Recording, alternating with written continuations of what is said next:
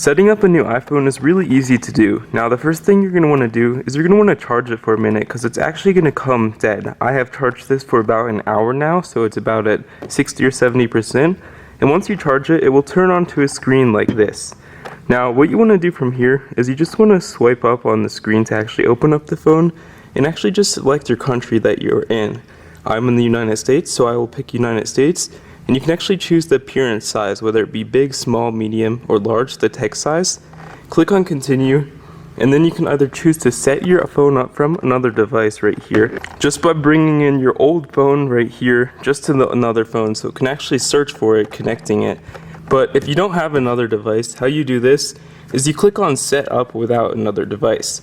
Now, once you click on that, you just want to choose a Wi-Fi network. It's a lot faster to set up a phone in general if you're actually using a Wi-Fi network. So I'm just going to log on to one of these networks here, or connect this phone to my Mac or PC if you would like to link its data to a Mac or PC. But once you've actually selected a Wi-Fi network, as you can see, I have just gotten an error called unable to activate.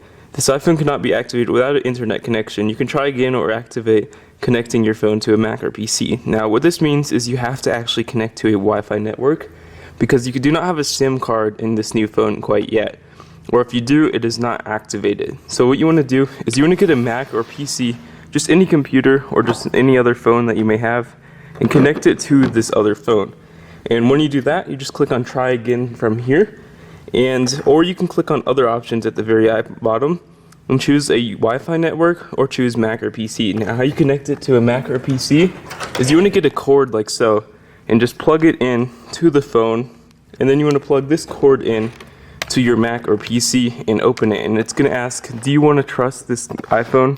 And you want to say yes. And then once you do that, you can easily connect your phone and just easily set it up using this new way. However, you can also do this with another device. If you do not have a Mac or PC, you can actually use another phone.